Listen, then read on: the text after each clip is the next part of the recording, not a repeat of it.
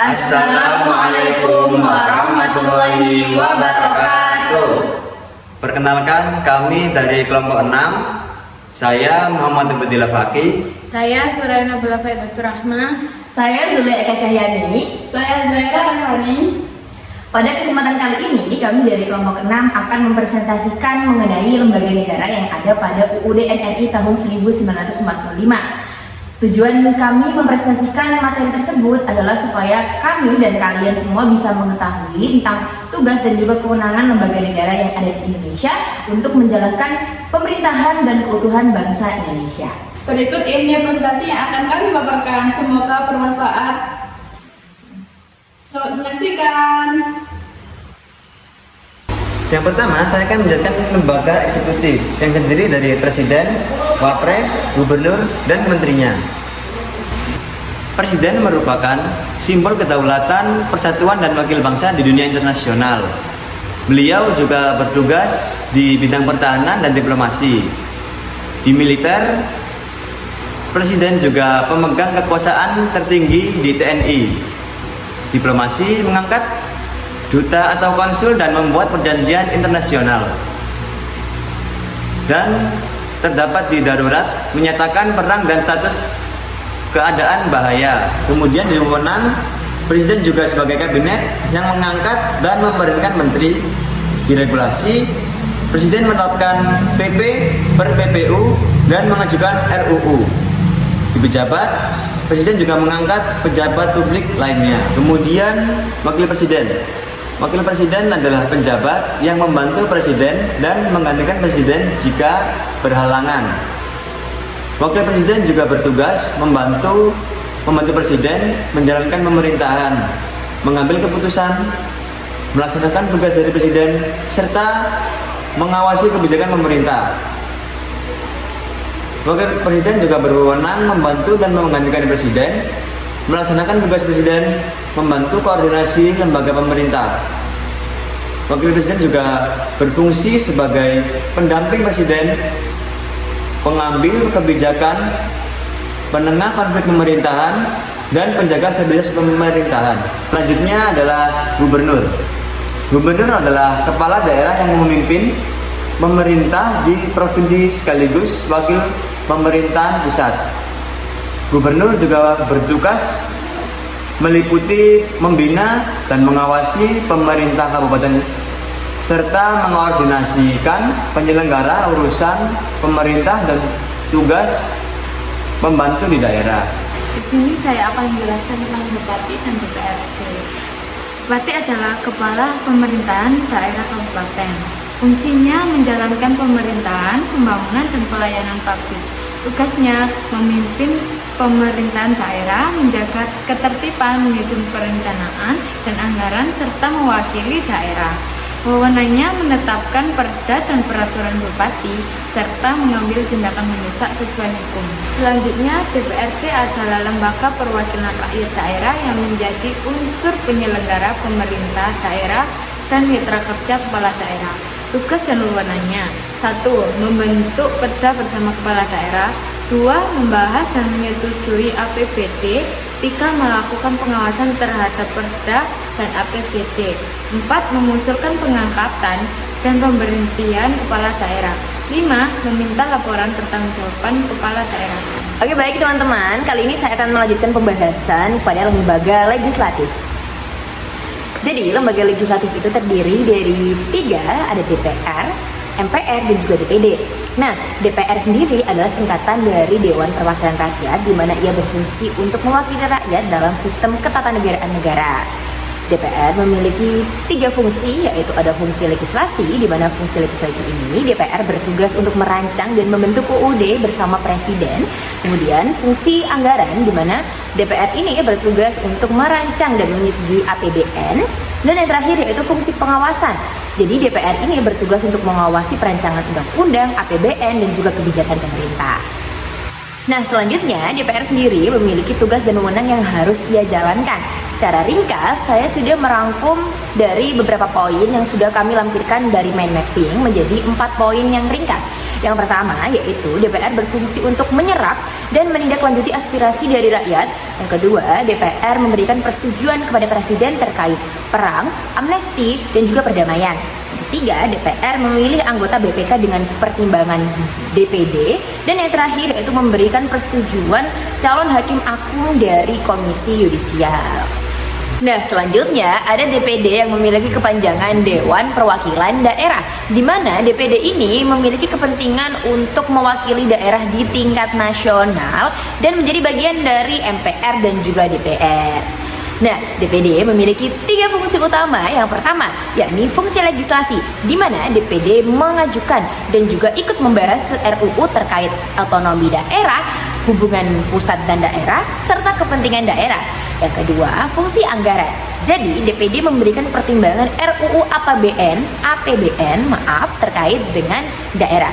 Yang ketiga, fungsi pengawasan, di mana DPD mengawasi pelaksanaan undang-undang terkait otonomi daerah dan juga hubungan pusat dengan daerah. Kemudian, DPD memiliki tugas dan wewenang di mana ia akan bekerja sesuai dengan fungsinya, yaitu fungsi legislasi, anggaran, dan juga pengawasan yang meliputi pengajuan dan pembahasan RUU, pemberian pertimbangan APBN, pemilihan anggota BPK, serta pengawasan pelaksanaan otonomi, keuangan, dan sumber daya daerah. Yang terakhir ada MPR atau kepanjangannya adalah Majelis Permusyawaratan Rakyat, di mana MPR ini bukanlah lagi sebagai lembaga negara tertinggi tapi sudah sederajat dengan lembaga negara lainnya. MPR terdiri dari DPR dan juga DPD. Kemudian MPR memiliki 5 fungsi utama. Yang pertama adalah fungsi konstitusional, di mana MPR ini berwenang untuk mengubah dan menetapkan Undang-Undang Dasar 1945. 2. Fungsi pelantikan.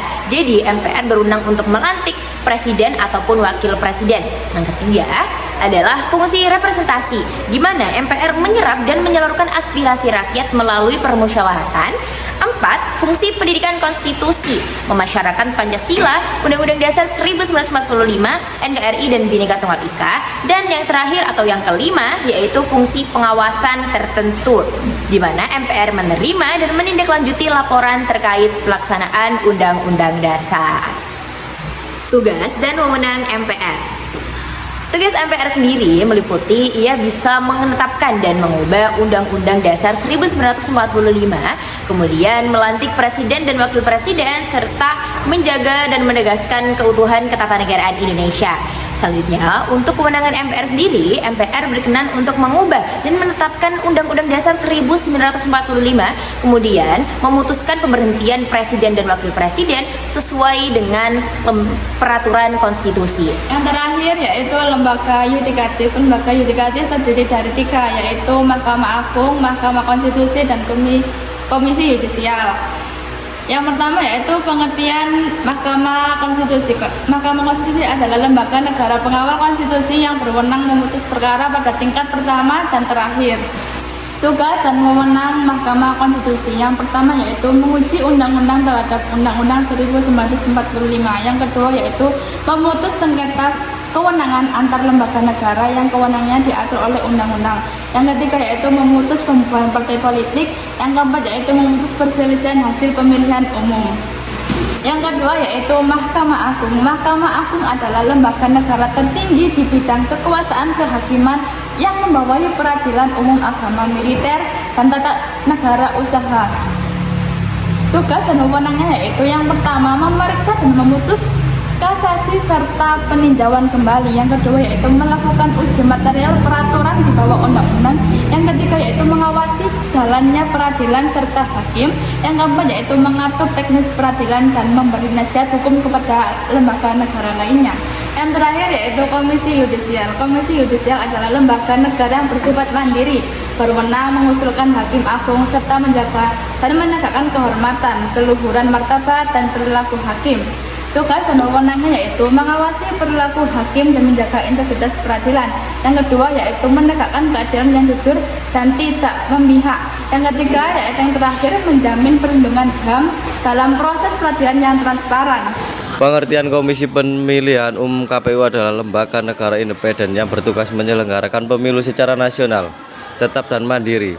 Fungsi merencanakan dan melaksanakan pemilu, memperbarui data pemilih, menetapkan hasil suara serta menyesuaikan seluruh tahap pemilu dan pilkada dari awal hingga akhir. Tugas: menyusun program, anggaran, dan jadwal pemilu, menetapkan tata kerja KPU pusat hingga daerah, menyusun peraturan KPU untuk setiap tahapan pemilu, mengkoordinasikan, mengendalikan, dan memantau seluruh tahap pemilu. Wewenang: menetapkan tata kerja KPU, KPU provinsi, KPU kabupaten atau kota, PPK, PPS, PPLN, dan KPPSLN. Membentuk peraturan KPU untuk setiap tahap pemilu, menetapkan peserta pemilu, menetapkan dan mengumumkan hasil rekapitulasi penghitungan suara tingkat provinsi untuk pemilu presiden dan wakil presiden, DPR serta DPD, disertai berita acara dan sertifikat hasil penghitungan suara. Pengertian Komisi Pemberantasan Korupsi KPK adalah lembaga negara independen yang dibentuk pada tahun 2002 untuk memberantas tindak pidana korupsi secara intensif dan profesional. Fungsi: pencegahan tindak pidana korupsi, koordinasi dan supervisi pemberantasan korupsi, menindak menyelidiki penyidikan dan penuntutan, monitoring penyelenggaraan pemerintah negara. Wewenang: mengkoordinasikan penyelidikan, penyidik, dan penuntutan tindak pidana korupsi, menetapkan sistem pelaporan pemberantasan korupsi, meminta informasi kepada instansi terkait, melakukan dengar pendapat dengan instansi berwenang, meminta laporan instansi terkait pencegahan tindak pidana korupsi. Pengertian Badan Pemeriksa Keuangan BPKB adalah lembaga negara yang bebas dan mandiri yang bertugas memeriksa pengelolaan serta tanggung jawab keuangan negara. Fungsi: operatif, memeriksa dan mengawasi pengelolaan keuangan negara. Yudikatif: menuntut ganti rugi atas kerugian negara akibat pelanggaran. Advisory: memberikan saran dan masukan tentang pengelolaan keuangan negara. Tugas: memeriksa pengelolaan dan bertanggung jawab keuangan negara di pusat dan daerah, melakukan pemeriksaan laporan keuangan kinerja dan pemeriksaan tertentu, menyampaikan hasil pemeriksaan kepala lembaga perwakilan dan pihak terkait, melaporkan kerugian negara atau indikasi tindak pidana kepada instansi berwenang. Pemenang: meminta dokumen dan keterangan dari pihak yang diperiksa, melakukan pemeriksaan langsung di tempat, menetapkan jenis data atau dokumen yang wajib disampaikan, menerapkan standar dan kode etik pemeriksaan, menggunakan tenaga ahli di luar BPK, membina jabatan fungsional pemeriksaan, memberi pertimbangan standar akuitansi dan sistem pengadilan internal pemerintah. Demikian presentasi dari kelompok 6. Wassalamualaikum warahmatullahi wabarakatuh.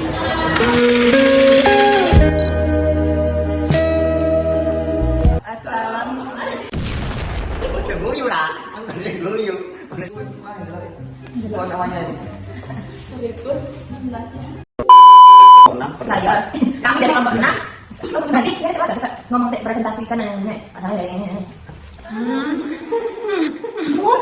Kenapa dia? Udah, sekarang gue kok ngirik kamu.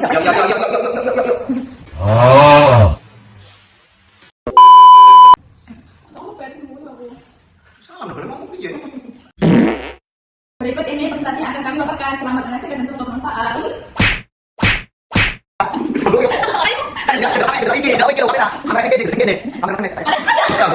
Ini